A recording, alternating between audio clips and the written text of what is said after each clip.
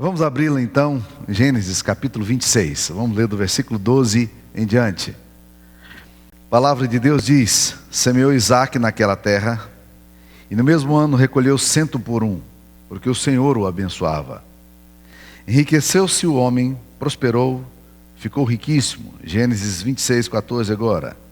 Possuía ovelhas e bois e grande número de servos, de maneira que os filisteus lhe tinham inveja.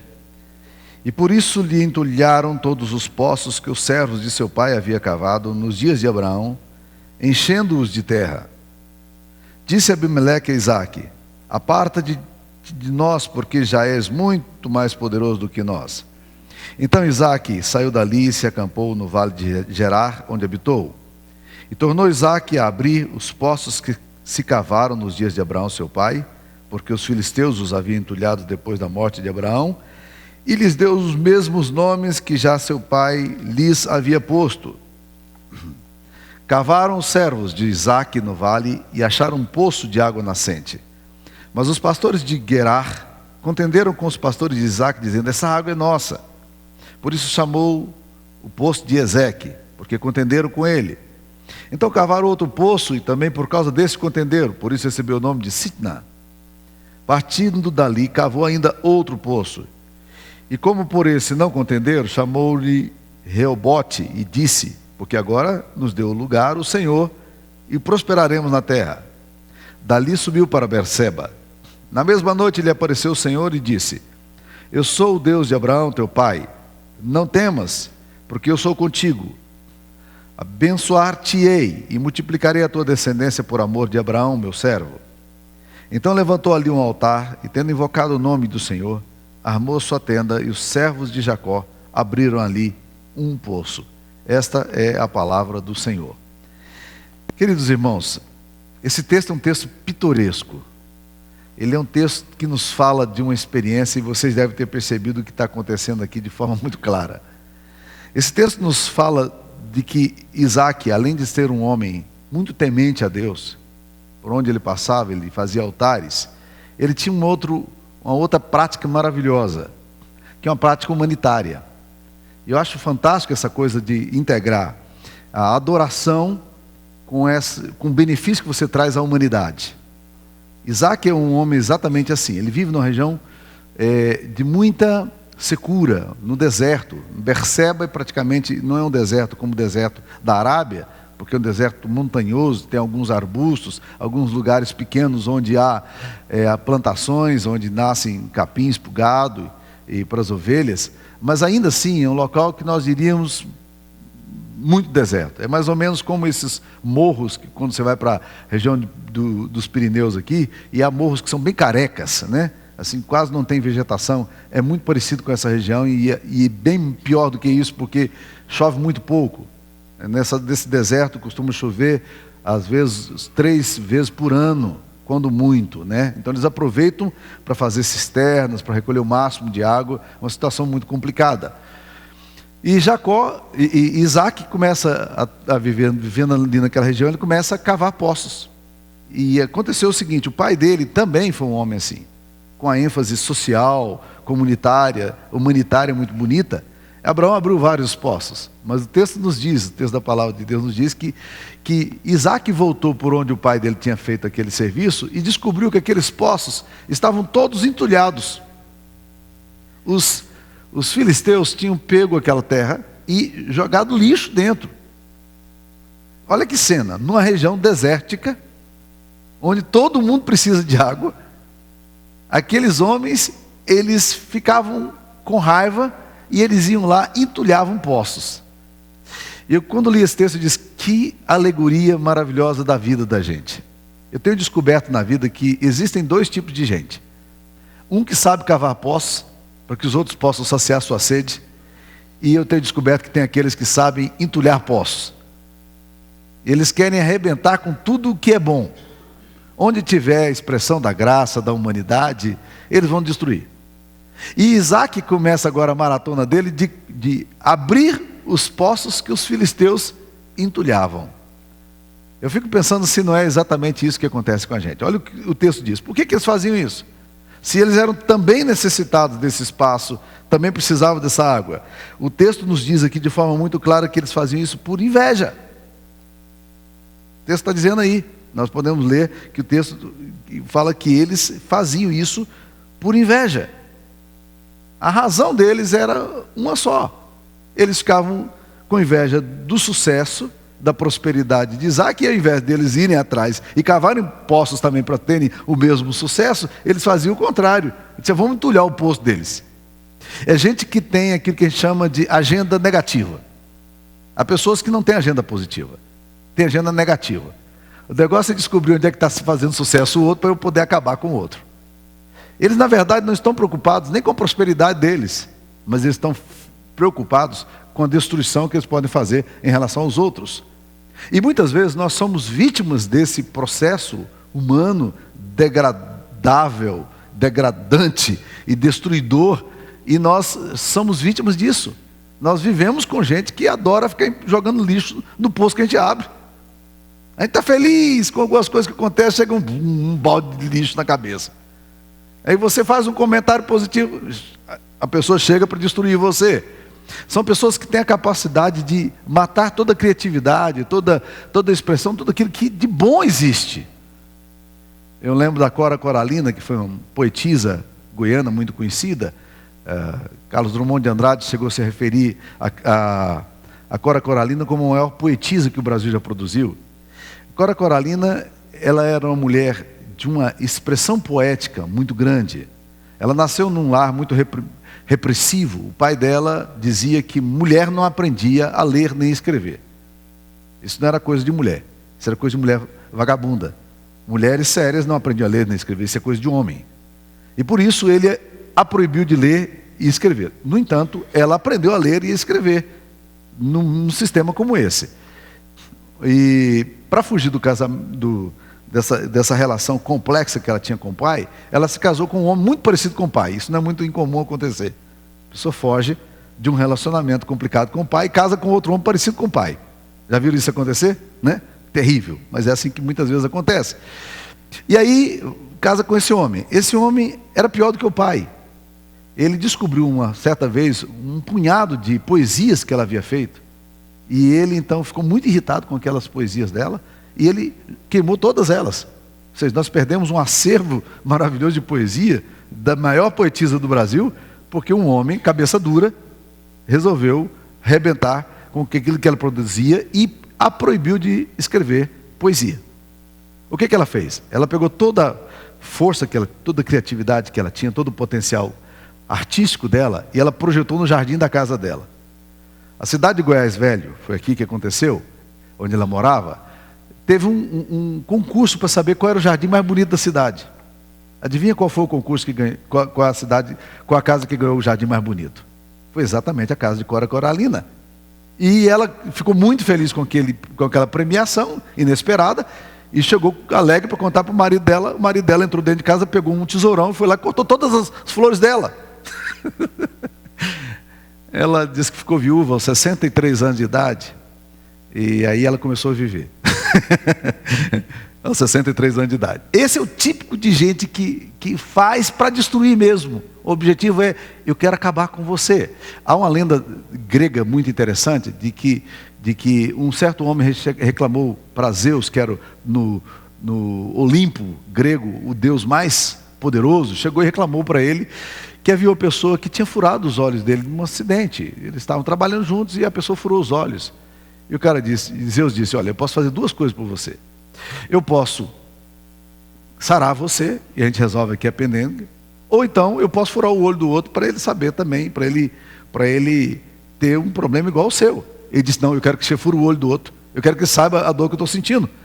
Você está entendendo? É gente mais ou menos assim. O texto aqui nos diz que eles fizeram isso por inveja. Eles não tinham razão para fazer. Eles não eram beneficiados com isso. Não trazia nenhum proveito para a comunidade.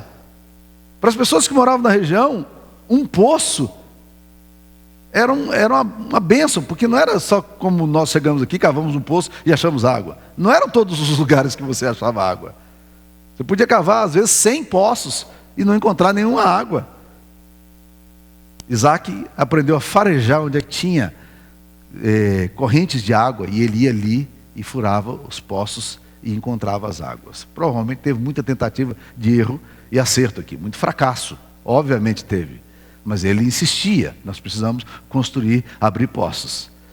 E aí o texto nos diz que na medida em que ele ia abrindo, os filisteus iam fazendo isso. O que Isaac faz em relação a isso aí, né?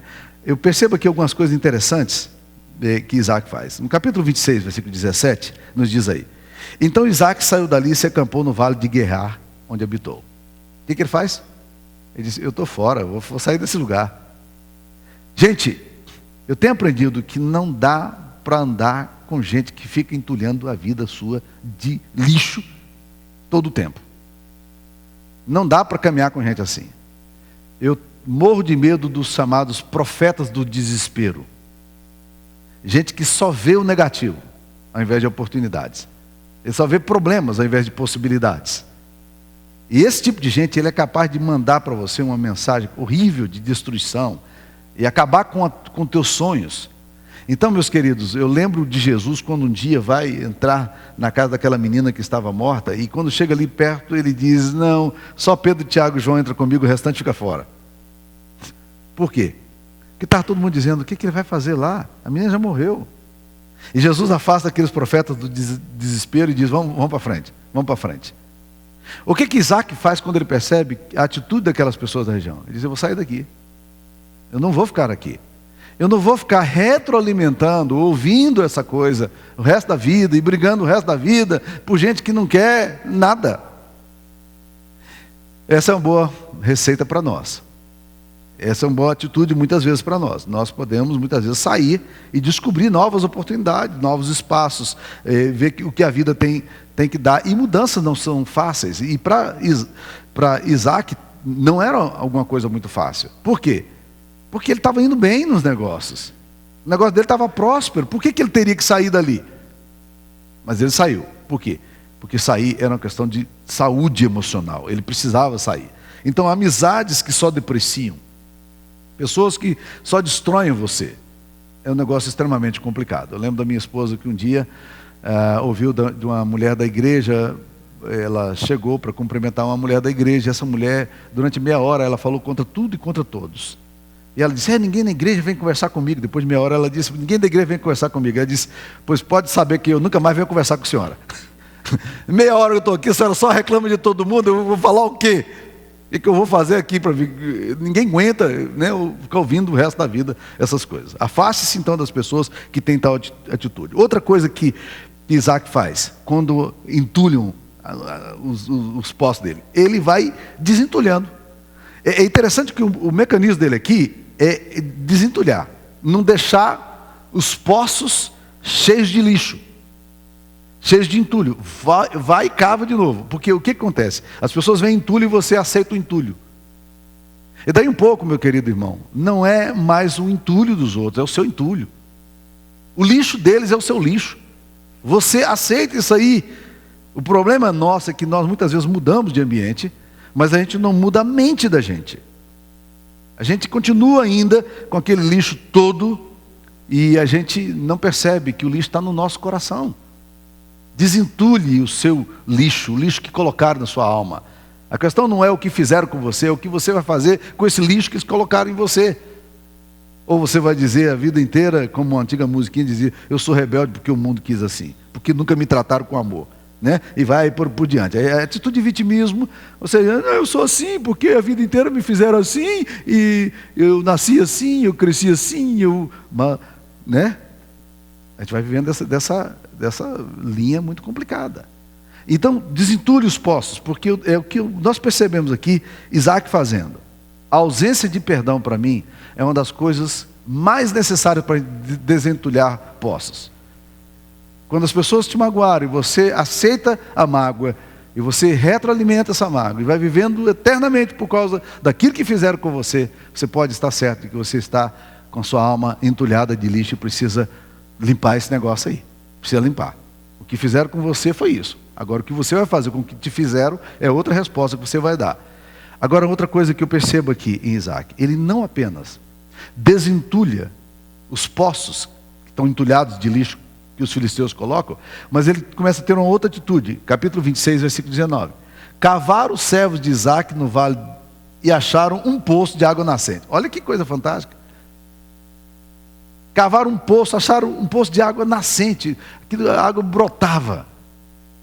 O que acontece? Os pastores de Gerar, versículo 20, contenderam com os pastores de Isaac, dizendo: esta água é nossa. Eles vêm e brigam. Não, isso aqui é nosso, está no nosso território, isso aqui está nas nossas divisas, né? Aí Isaac dá o nome de Ezeque, porque contenderam com ele. Abre outro, versículo 21. E por causa disso também contenderam. Ele colocou o nome de Sitna, que significa em hebraico alguma coisa em torno de confusão, poço da confusão. Parte dali, ele cava outro poço. E como por isso não contenderam, chamou-lhe Reobote e disse: porque agora nos deu o Senhor o lugar e vamos prosperar na terra. Ou seja, essa atitude dele de não apenas desentulhar a bagaceira que fizeram, mas também agora encontrar novos caminhos e cavar novos poços. A vida está cheia de oportunidades, há muito espaço, há muita coisa boa que você pode fazer. Então, meus queridos, esse texto aqui fala que para a gente nunca desistir de abrir poços, mesmo que lhe tome os poços que você está abrindo, mesmo que entulhem os poços que você abriu. Esse texto aqui está falando desses dois tipos de qualidade de pessoas: as que vivem entulhando e roubando os poços dos outros, e aqueles que vivem desentulhando e descobrindo novos poços. Nós precisamos entender de que lado a gente vai estar, o que a gente quer fazer na vida. Agora, esse texto me chama a atenção também, meus queridos, porque essa atitude pacífica de Isaac, essa atitude positiva de Isaac, de olhar a vida com possibilidades, o texto mostra aqui que ela tem reconhecimento futuro. Porque olha no versículo 26, capítulo 26, versículo 26. De Gerar foram ter com Abimeleque e seu amigo Alsate-Ficol, comandante do seu exército. Disse-lhes Isaac: por que viestes a mim, pois me odiais e me expulsastes do vosso meio? Isaac tinha saído do meio desse povo que tinha feito tanta confusão com ele.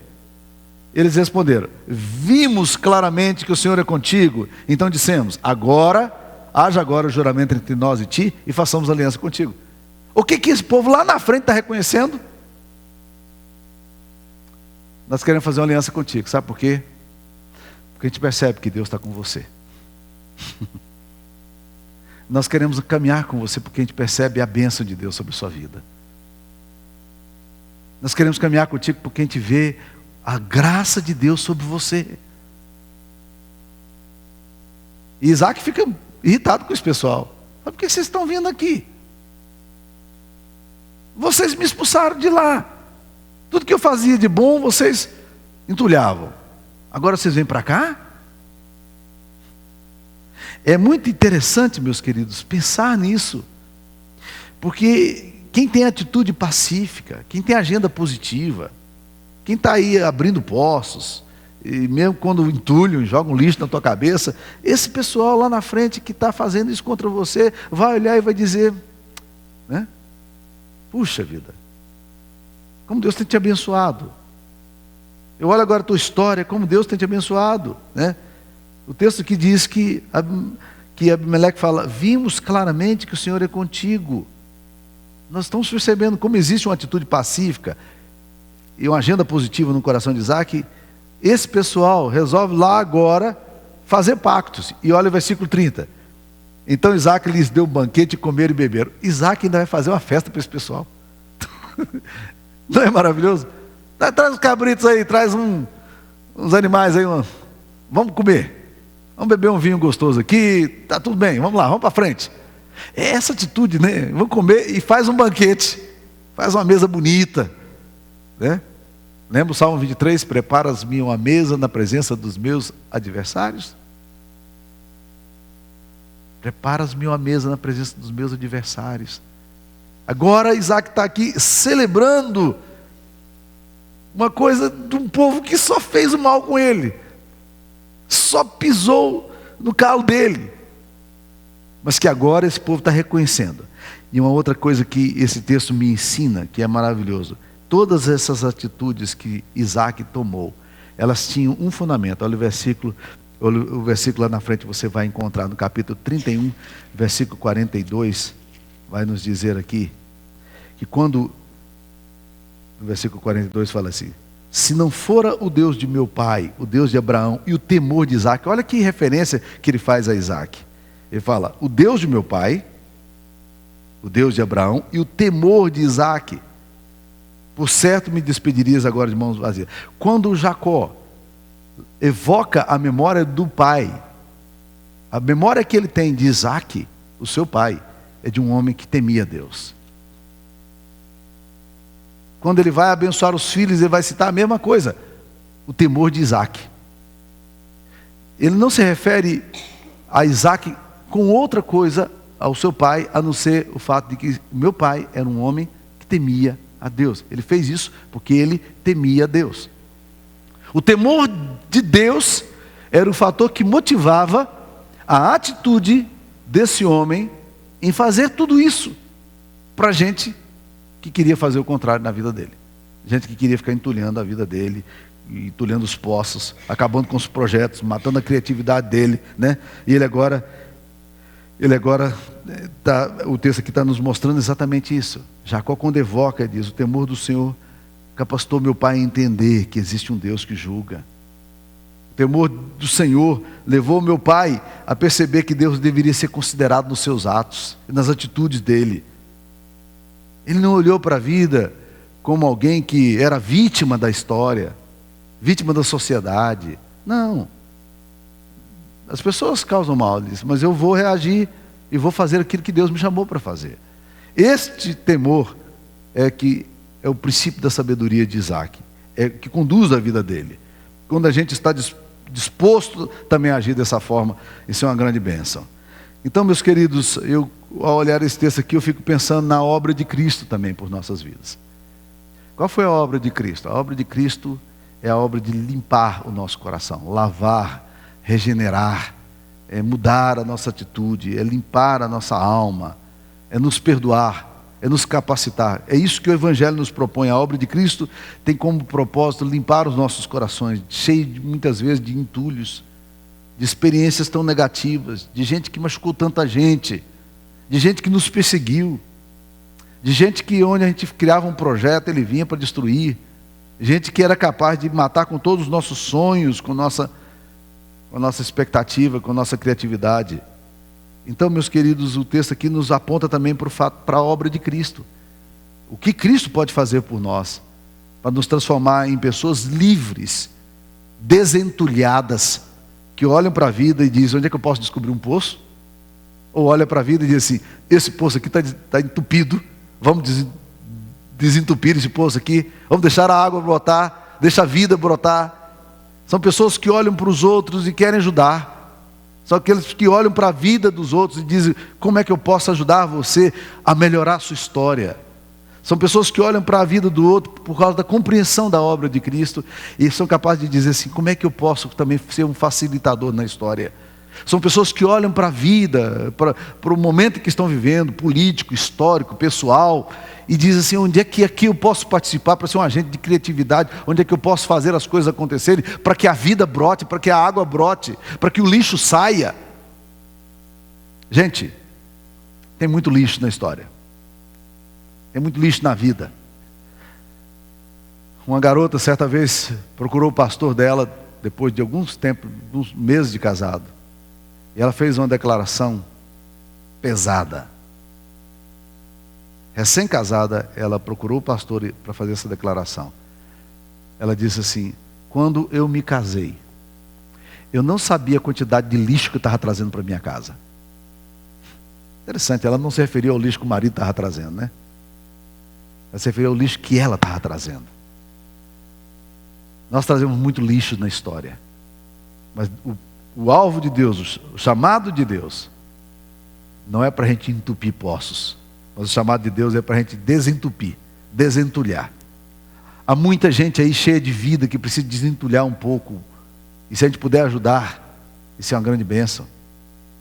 Há muita gente aí que está tem água por debaixo, mas está tão entupida de lixo, de coisa podre, de situações complexas, que não consegue mais jorrar a vida.